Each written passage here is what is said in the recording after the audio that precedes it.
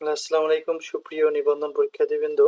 আজ আমরা 329 কোণের যে প্রশ্নগুলো আসবে সেই প্রশ্নগুলোর মার্কস ডিস্ট্রিবিউশন নিয়ে আলোচনা করব।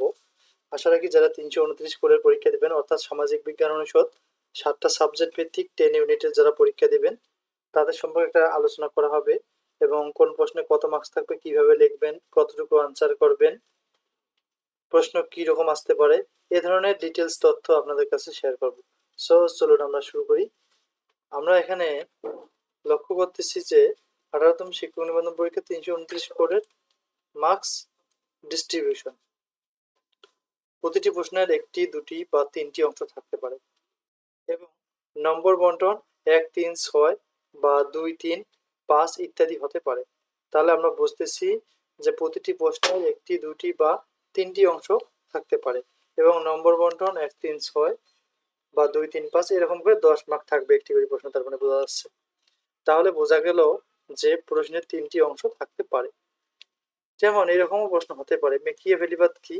শাসকের গুণাবলী সম্পর্কে মেকিয়াভেলির চিন্তাধারা বর্ণনা করো। অথবা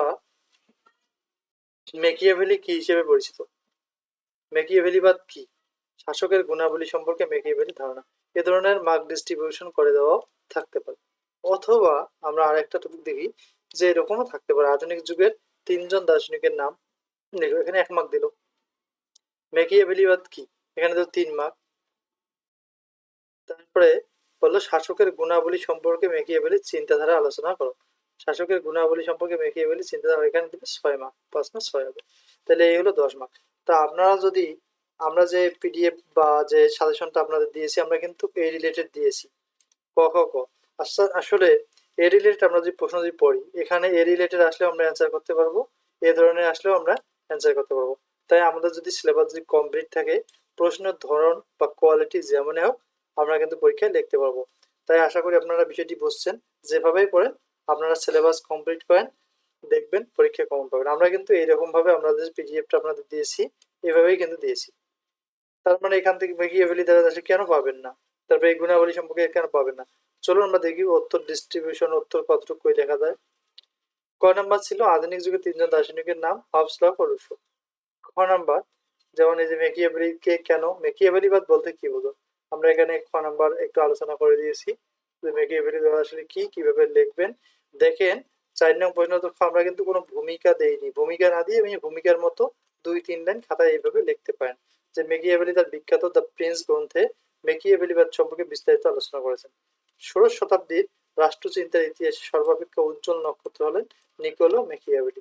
তাকে আধুনিক রাষ্ট্রবিজ্ঞানের জনক বলা হয়। এই প্রশ্নটিও কিন্তু আসতে পারে যে মেকিয়াভেলিকে কি বলা হয়। মেকিয়াভেলিকে বলা হয় আধুনিক রাষ্ট্রবিজ্ঞানের জনক।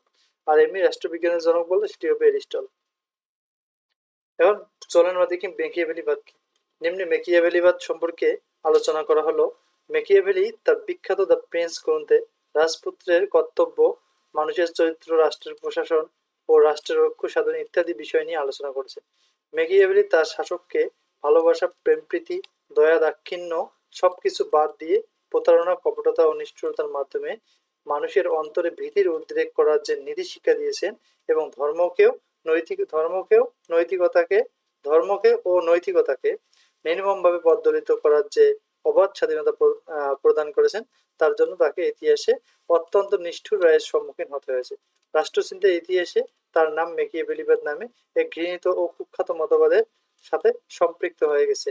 রাষ্ট্রচিন্তার ইতিহাসে মেকিয়াভেলিবাদকে একটি ঘৃণিত ও কুখ্যাত মতবাদ হিসেবে স্বীকৃত হলেও বর্তমান বিশ্বেও আন্তর্জাতিক কূটনীতির এটি হচ্ছে মূল ভিত্তি। উপরের আলোচনায় একথাই প্রতীয়মান হয় যে তিনি শাসককে যে উপদেশ বা নির্দেশ দিয়েছিলেন তা মেকিয়াভেলিবাদ নামে সমালোচিত হলেও তা ছিল রাষ্ট্রের ঐক্য ও অস্তিত্ব রক্ষার জন্য। তাহলে আমরা এই উপসংহারের মতো অল্প একটু করে দেবো, খ নাম্বার হোক বা ক নাম্বার হোক, কোনো ভূমিকা বা উপসংহার এরকম প্রশ্নে দেওয়ার কোনো প্রয়োজন নেই। এরপর গ নাম্বার, 16শ শতাব্দীর রাষ্ট্রচিন্তার ইতিহাসে সর্বাপেক্ষা ভূমিকাটুকু আমরা লিখলাম।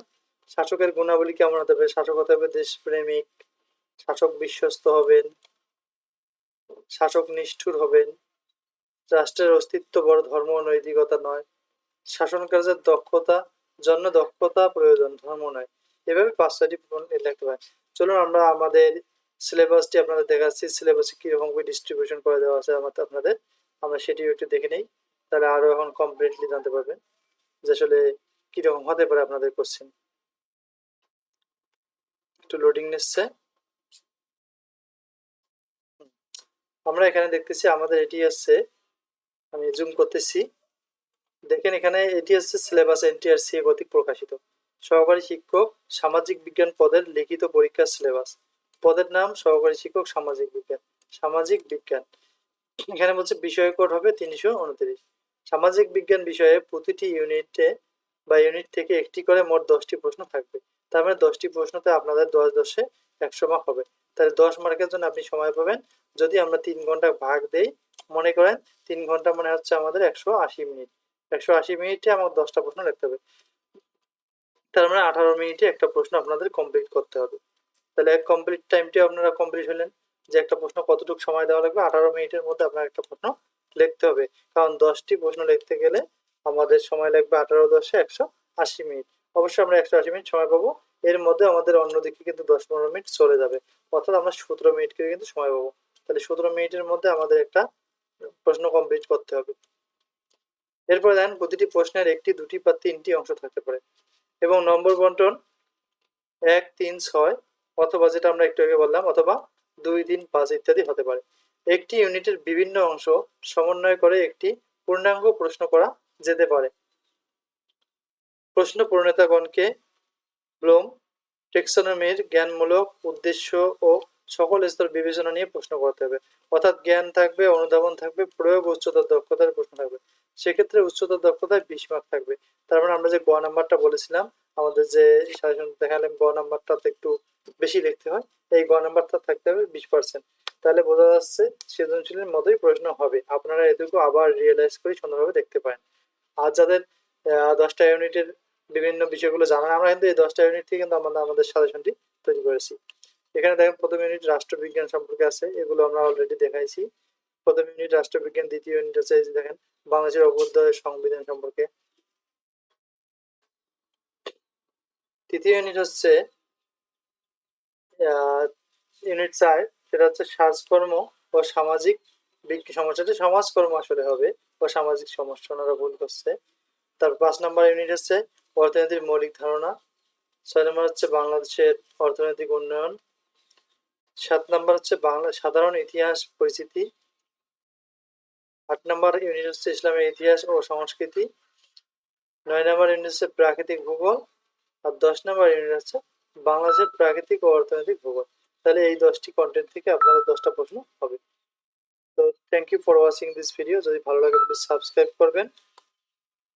পরবর্তীকালে আমরা ভাইবা সম্পর্কে আরো গুরুত্বপূর্ণ তথ্য নিয়ে আসবো এবং রিটেনের আগে আরো যদি কিছু দেওয়া যায় গুরুত্বপূর্ণ টপিক, অবশ্যই শেয়ার করব। তো যারা নতুন আছেন তারা সাবস্ক্রাইব করবেন এবং যারা করতেছেন তাদেরকে অনেক ধন্যবাদ।